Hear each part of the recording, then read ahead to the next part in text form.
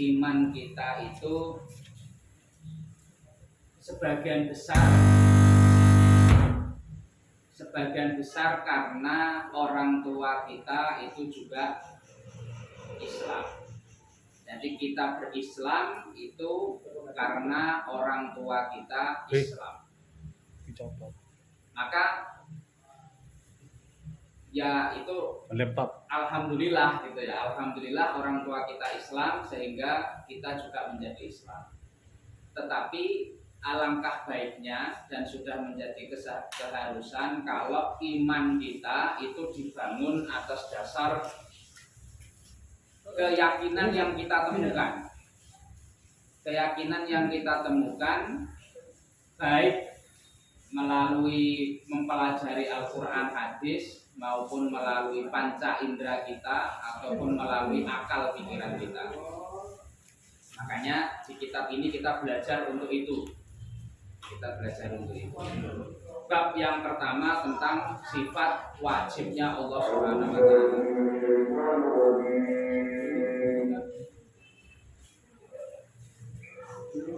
Apa bedanya sifat wajibnya Allah dengan Asmaul Husna? Asmaul Husna itu kan juga kalau Asmaul Husna itu kan nama-nama yang baik kan? Nama-nama yang baik yang menjadi istilah atau sebutan untuk Allah Subhanahu wa taala. Ar-Rahman, Ar-Rahim itu nama-nama yang baik. Bedanya apa dengan sifat wajib? Kalau sifat wajibnya Allah, wujud qidam baqa mukhalafatul hawadisi itu berkaitan dengan zatnya Allah, dengan Allahnya. Tapi kalau Asmaul Husna itu berkaitan dengan af'al atau laku atau af'al itu sifat sikap. Tapi kalau sifat wajibnya Allah itu karakteristik dan misal ada di dunia ini kita temukan ada orang menyembah gunungan misal gitu ya, atau menyembah gunung. Itu dengan belajar sifat wajibnya Allah kita bisa memasukkan karakteristik gunung itu masuknya sesembahan yang hakiki atau tidak. Pertama, gunung itu ada ya, oke, ada wujud. Tapi wujudnya itu karena apa? Apakah memang sudah ada sejak dahulu wujud atau itu terbentuk? Oh, ternyata gunung itu terbentuk. Berarti dia tidak memenuhi syarat qidam dahulu. Apakah dia bersifat baqa? Gunung itu bersifat kekal apa tidak? Ternyata tidak. Meledos ya. Wes. Mukhalafatul hawadisi. Gunung itu duwe ciri-ciri sing padha ora karo sing liyane. Ternyata ada banyak orang gunung tunggale oke, ora siji. Maka dia gagal disebut sebagai sesembahan. Kemudian apalagi wahdaniyat, ngijeni dari af'alnya, tingkah lakunya, ngijeni zatnya dari penyusutnya. Ternyata gunung itu enggak ngijeni karena unsur yang ada di gunung itu ada kembarannya. Kembarannya apa? Ternyata gunung itu ada kembarannya. Kembarannya apa? Ya kembarannya gunung yang lain. Berarti dia tidak wahdaniyah, dia tidak ngijeni. Af'alnya atau tingkah lakunya ada yang menyamai atau tidak? Oh, ternyata ada. Dia bisa meletus, yang lain juga bisa meletus. Berarti dia gagal disebut sebagai sesembahan yang hakiki. Nah, setiap ada sesuatu yang disembah oleh manusia yang ada di dunia ini, kita masukkan saja ke dalam karakteristik sesembahan yang hakiki ini. Wujud, qidam, baqa. Kalau dia tidak memenuhi kriteria itu, wujud, qidam, baqa, mukhalafatul hawadisi, qiyamuhu binafsihi. Qiyamuhu binafsihi itu berarti dia sendiri gak butuh karo liyane. Kalau ada Tuhan yang disembah entah siapa, kok dia butuh sama yang lain, berarti gagal dia disebut sebagai Tuhan. Maka siapapun manusia di dunia ini, kalau dia pakai karakteristik sifat wajib ini, maka pasti dia akan menemukan sesembahan yang hakiki, yang oleh Islam disebut sebagai Allah. Disebut sebagai Allah. Itu ya. Jadi ini fungsi dari sifat wajibnya Allah. Kita bisa menjadikan ini sebagai kriteria untuk nyeleksi, gitu ya, untuk nyeleksi sesembahan yang dilakukan oleh manusia di bumi ini. Kalau orang memenuhi ini secara zat, secara wujudnya, berarti dia bukan sesembahan yang hakiki. Sedangkan Asmaul Husna sing jenenge Rahman, Rahim, Malik, terus Mutakabbir dan sebagainya itu adalah laku ya, af'al itu laku, bahwa Allah itu bersifat Rahman, Rahim, itu tidak berkaitan dengan zat tapi dengan af'al, dengan lakunya Allah. Bahwa Allah itu Maha Rahman, Maha Rahim, kayak manusia ya. Menungso itu nek secara zat, secara wujudnya gele-gele ketok meripat bentuk ini nih, kepala seperti ini, badan seperti ini, nah itu. Tapi secara sifat ada yang pemarah, yang af'al ya, ada yang pemarah, ada yang pemaaf, ada yang sabar dan sebagainya. Itu bedanya sifat wajib dengan Asmaul Husna, nama-nama Allah yang baik. Nah, kemudian kemarin kita sudah masuk ke sifat wajibnya Rasul. Ini memang saya bolan baleni, meskipun mulai sudah ngaji ketiga, tetap tak awali dari sifat wujud, sifat wajibnya Allah, karena memang memahami sifat wajibnya Allah atau belajar aqidatul awam itu susah. Jadi kudu dibolan baleni naik. Jadi supaya informasi yang mungkin kemarin kelupaan tidak tersampaikan, terus akhirnya jadi pemahaman yang utuh. Jadi setiap ngawali ngaji ini pasti saya ulas lagi tentang sifat wajibnya Allah, meskipun kemarin sudah sampai sifat wajibnya Rasul. Nah, sifat wajibnya Rasul kemarin ada berapa? Ada 4. Ada sidik, ada amanah, ada tabligh, ada fatonah. Kemudian sekarang wajah. Nah, waliane apa? Waliane niku kadzib, khianah, kitman, baladah. Jadi buatan mungkin Rasulullah itu punya sifat kitman, baladah niku bodoh, khianat niku berkhianat, kitman niku apa? Delik nih wahyu, nah itu tidak mungkin. Jadi kalau Rasul dan Nabi itu punya sifat wajib sidik, amanah, tabligh, fatonah, maka Rasul itu tidak mungkin punya sifat kadzib, khianah, kitman, baladah. Orang mungkin Rasul itu goro, orang mungkin Rasul itu berkhianat, orang mungkin Rasul itu menyembunyikan wahyu, dan orang mungkin Rasul atau Nabi itu bodoh. Kalau ada orang yang mengaku Nabi, dilihat saja dari sifat-sifatnya. Nek wong ngaku Nabi, ya sing kenal, sing ngerti, ya sing paling kenal gitu. Sidik, amanah, tabligh, fatonah terpenuhi atau tidak? Kalau sekarang ya wis jelas, karena khasnya Nabi akhir zaman adalah Nabi Muhammad Sallallahu Alaihi Wasallam. Kemudian sifat jaiznya Rasul,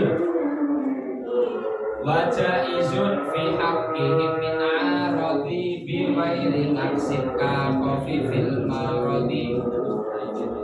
Kalau sifat jaiznya Allah itu kemarin fi'lu kulli mumkinin au tarkuhu, melakukan atau meninggalkan sesuatu itu haknya Allah. Memberi atau tidak memberi itu juga haknya Allah. Allah mau melakukan apa saja itu Allah bebas, karena Allah pemilik dari kita dan pemilik alam semesta. Karena adil dan fadlilahnya Allah, maka semua yang ada di alam semesta ini terwujud. Ada yang ditakdir kaya, ada ditakdir sugih, ada yang ditakdir loro, ada yang ditakdir sehat dan sebagainya, dengan segala jenis macam ciptaannya Allah di muka bumi ini. Maka itu adalah wujud adilnya Allah. Meskipun mungkin dari cara pandang kita sebagai manusia itu koyok-koyok orang adil. Makanya sering kita nyebut Allah kok, kadang kita khilaf gitu ya, Gusti Allah orang adil. Kayak kok wong kae iki ora iman kok digawe sugih. Kita yang iman kok golek duit wae angel. Bisa kayak gitu ya. Nah, itu haknya Allah. Fi'lu kulli mumkinin au tarkuhu. Ngelakoni atau tidak ngelakoni sesuatu itu adalah hak prerogatifnya Allah. Memberi atau tidak memberi sesuatu itu hak prerogatifnya Allah.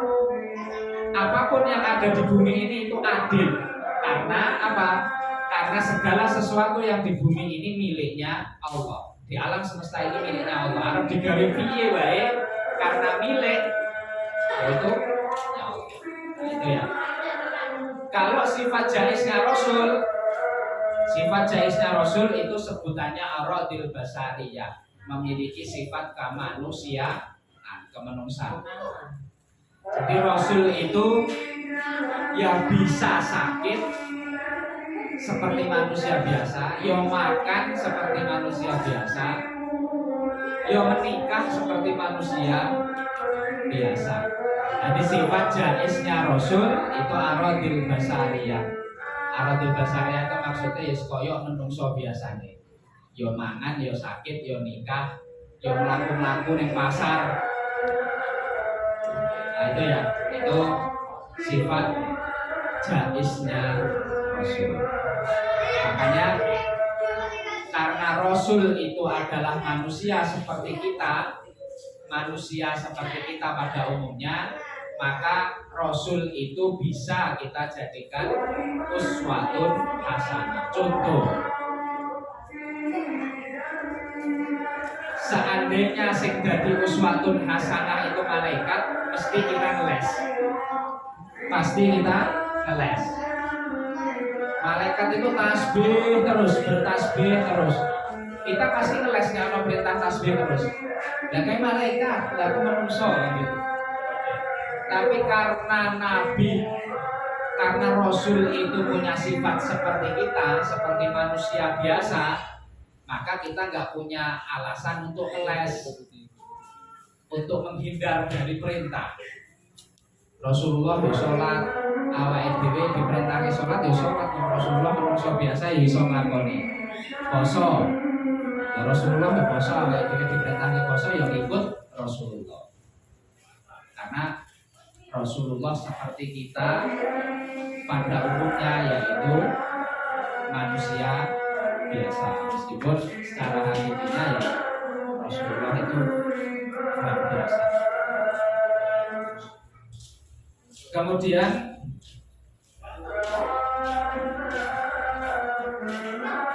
sebagai seorang mukmin kita punya keyakinan atau punya iman bahwa para nabi dan rasul itu orang-orang yang dijaga dari dosa, atau kita sebut istilahnya maksum atau kejogo saka dosa, dijogo karo Gusti Allah dari melakukan dosa. Ismatuhum kasairil malaikah wajibatun wa fadhalun malaikah. Penjagaannya Rasul itu seperti koyok penjagaannya malaikat. Jadi Rasul itu terhindar dari dosa.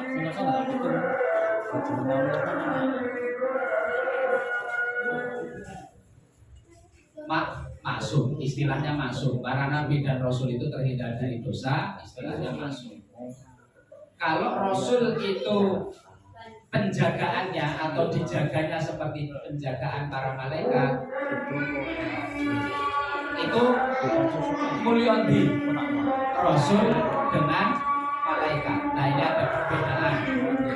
Ada pendapat-pendapat yang banyak terkait dengan ini. Ada yang mengatakan yo mulia malaikat karena tidak pernah melakukan dosa. Kalau gitu Rasul juga tidak pernah melakukan dosa. Tapi yang masyhur berpendapat bahwa Rasul itu lebih mulia daripada malaikat. Ismatuhu kasairil malaika wajibatun wa fadhalu malaika.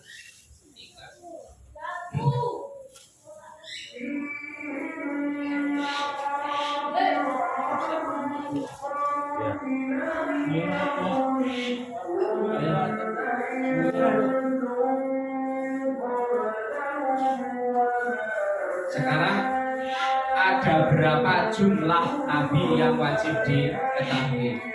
Tafsiru khamsatin wa isrina lazim kullu mukallafin fa'aqiq wa tanim.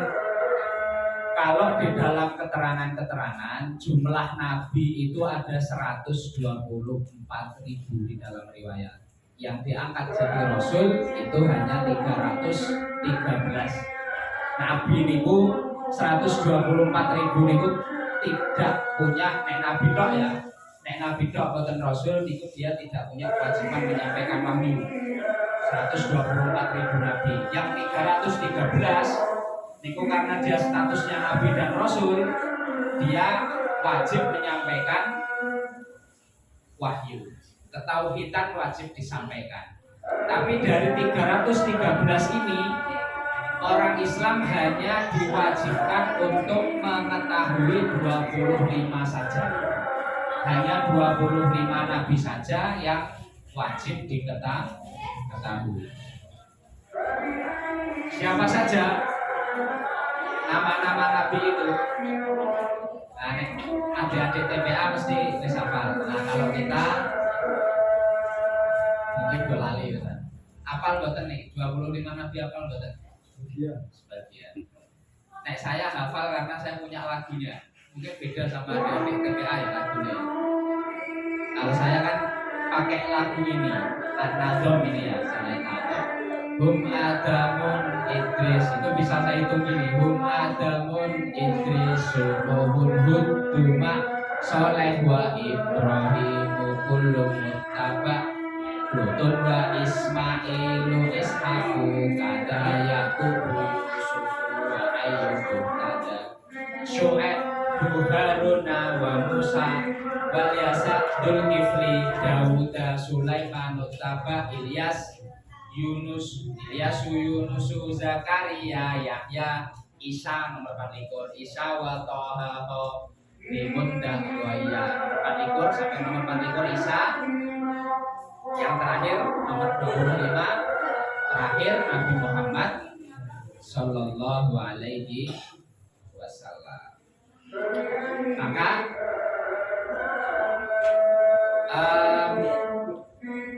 meskipun sudah tidak tahu ini kan mungkin ada yang hafal separuh, ada yang sing populer kok ngerti Musa, Isa, Ibrahim kan gitu ya. Orang-orang apa buatan familiar kayak Nabi Ilyasa, Nabi Su'aib, Nabi Ishak, buatan familiar, Nabi Lut. Maka ya kita usaha saja, berusaha untuk hafal karena itu bagian dari kewajiban kita sebagai seorang mukmin mengetahui 25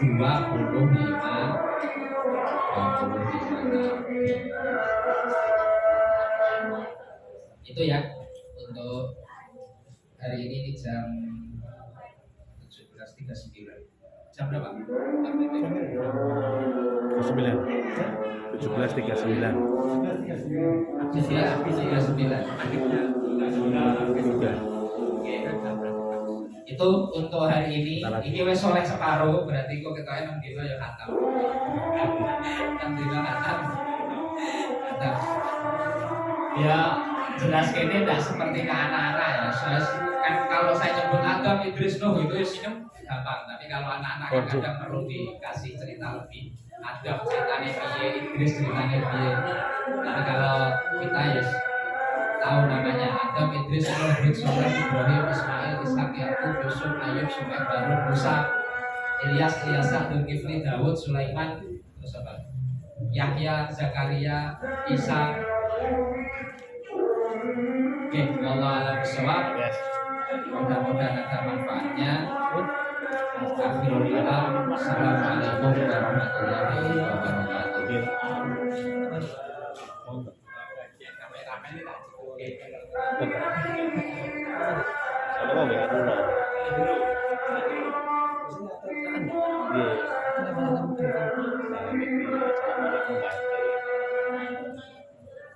Ini jaring itu.